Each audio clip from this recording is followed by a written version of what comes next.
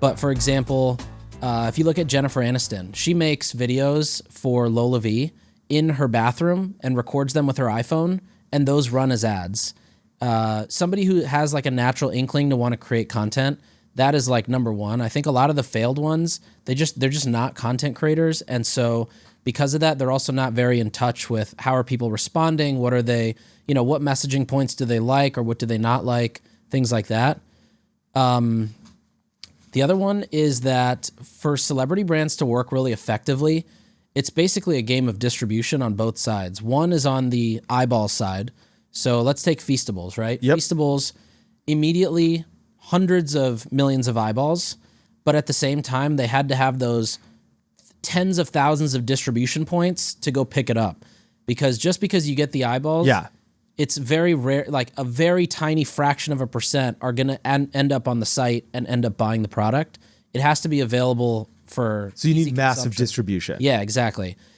The other one that I'd think is pretty important is it comes through in the content and in the copywriting, the packaging, how the whole thing is presented is like how involved is this person actually in the brand? Yeah. Are they just sitting, are they brought in by a talent agency? They get some points on the table and now they're just basically the face of it with an obligatory, quarterly post and X number of stories and show up to 2 events? Or were they the ones in the boardroom at the beginning thinking about, okay, like Selena Gomez with Rare Beauty, the new comfort club they launched? Yeah. She thought about, okay, well, people who have hands that slip or can't grip as easily, how do we make the packaging a little bit different for them? Sure. People who, the whole idea of mental health with Rare Beauty, how do we make the products more calming so that when you put them on, you actually feel calm?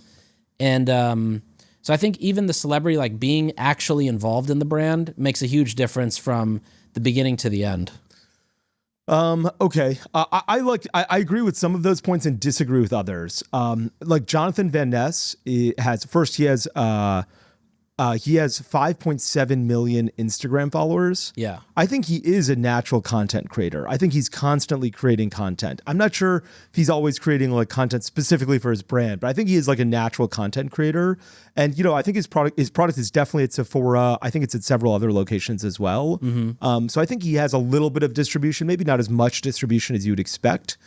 I think there's a couple things. One is, does the celebrity want to do this? Is actually like a almost a paramount question. Yeah. I once talked to this guy named Jeff Curl who runs Stance Socks, and he's like, I would interview all these influencers to be like celebrities that worked with Stance Socks, and he's like, most like people would come in, and the first thing they'd say is, what are the economics? Mm-hmm. Like, how much am I going to make? Like, how much are you going to make? How often do you have to post something about Stance Socks? And he's like, I never wanted to work with any of those people. And he's like, I talked to Dwayne Wade, and Dwayne Wade was like, socks have always been a huge issue for me. Like finding good socks, finding socks that are really comfortable, that don't get really wet while I'm playing the game are impossible to find. Mm-hmm. And so, he's like, I love Stance Socks. And Curl was like, this guy's the right guy for us because he sees this as a genuine problem for him. Yeah. He's going to talk about it, not only when he has to, but when he doesn't have to. And when he talks about it, he's going to get excited, and you're going to notice that in the sound of his voice and his his intonation, his facial expressions, everything. And so I think part of it is you need to find a celebrity who is excited about it. Like, totally. I think Prime, the guys are actually excited about it. Like, I think that aside from probably drinking Prime when they're like at home, I think that like when they do drink Prime and talk about it, they get like, they light up. Totally. And I think you need that.